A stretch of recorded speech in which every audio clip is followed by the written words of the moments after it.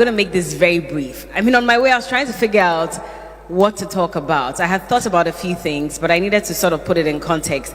And I was trying to understand, okay, so when we talk about goals and growth, which aspect of my life do I need to talk about? And today, I'm going to talk about a part of my life that was very difficult for me, but that was what led me to what I've become today. And usually, I know on social media, or when we get to speak in public, we always talk about the nice things that happen in our lives. But we're human like everybody else. And so at the end of the day, we even face more challenges than anybody, especially because there's a lot of spotlight on us. And so people assume that things should be easy, but that's when the challenges become difficult.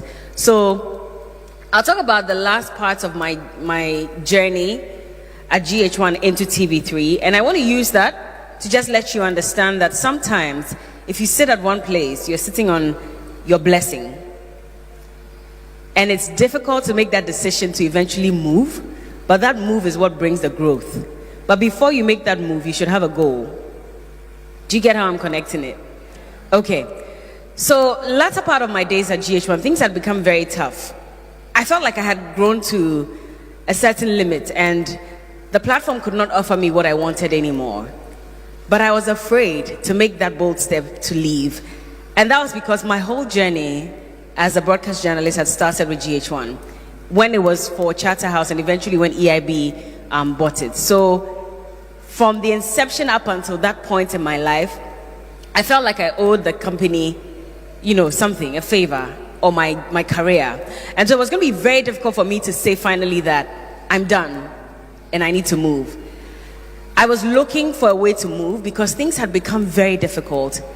I just wasn't finding myself in that space anymore, be it relating with people, the work I was doing, because even before I started the show I was doing before I left, I was doing rhythms.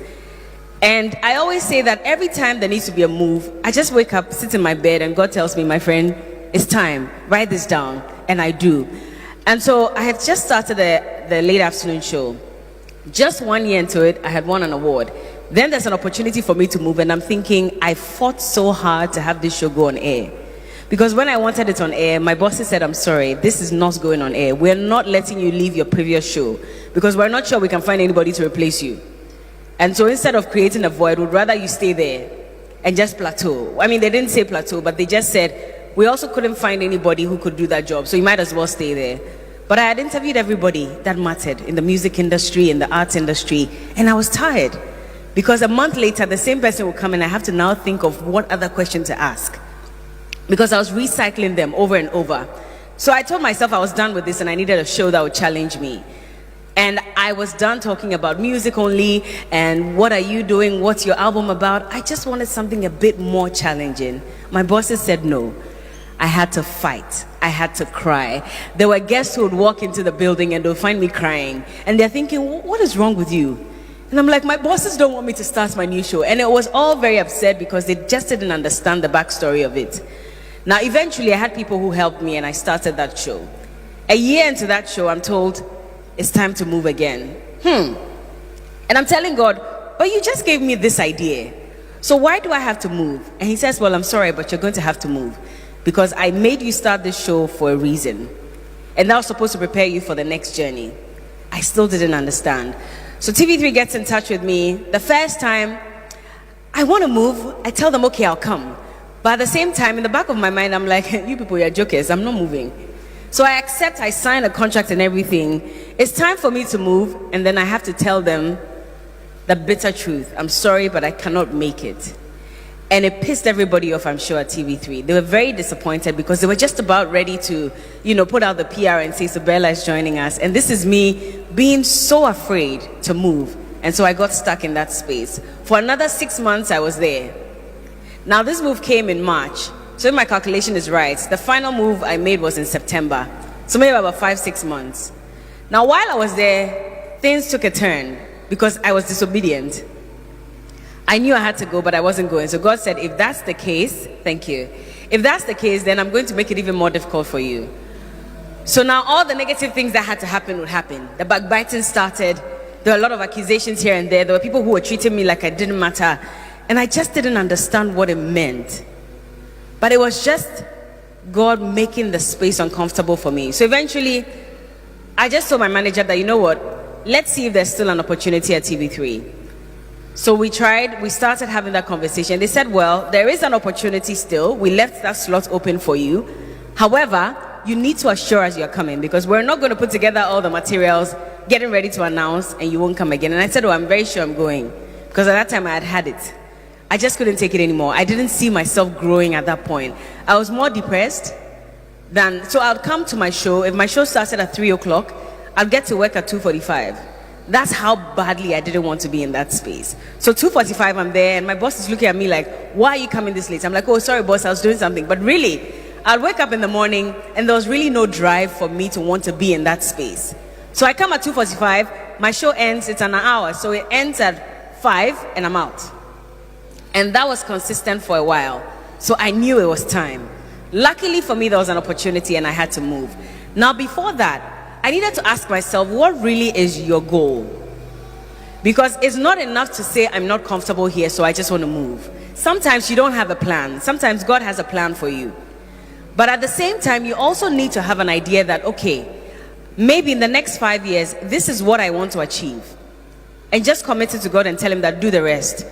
If really this is not even the brightest idea, you know what to do. Just figure it out and help me. I'm just using my human mind. But that's why he says that your thoughts are not his thoughts and your ways are not his ways. So we plan and we plot. And we all have this fantastic idea of how in the next 5 years, I want to drive the biggest car in Ghana. I want to have the biggest house. I want to be working at the UN. But God is looking at you and thinking, my friend, maybe the UN will come, but not immediately, not in the next 5 years. Maybe I have to prepare and take you through some difficulties. And then in 20 years' time, when I'm sure that you're grown enough, you're mature enough, then I'll put you in that space.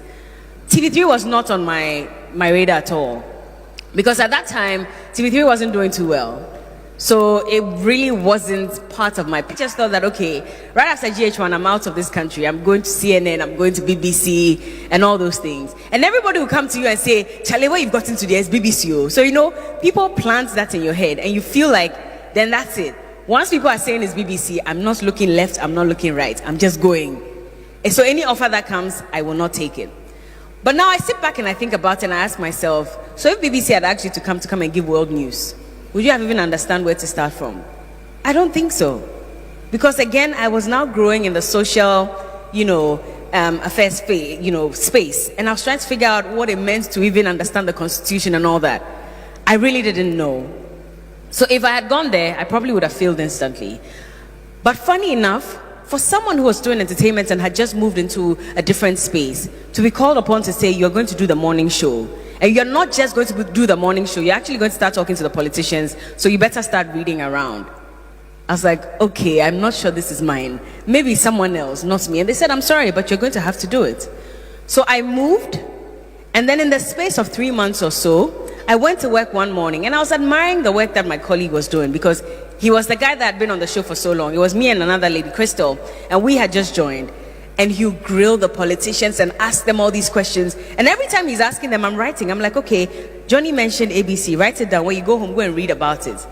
I didn't know what it was about, but I still would go and read, at least just so that when it's intro time, I look like I know what I'm about. So I'll go and do my chew and point, come in, and when it's intro, I'm like, yeah, and this politician said this and that. And everybody's like, oh my God, Bella is intelligent. Oh.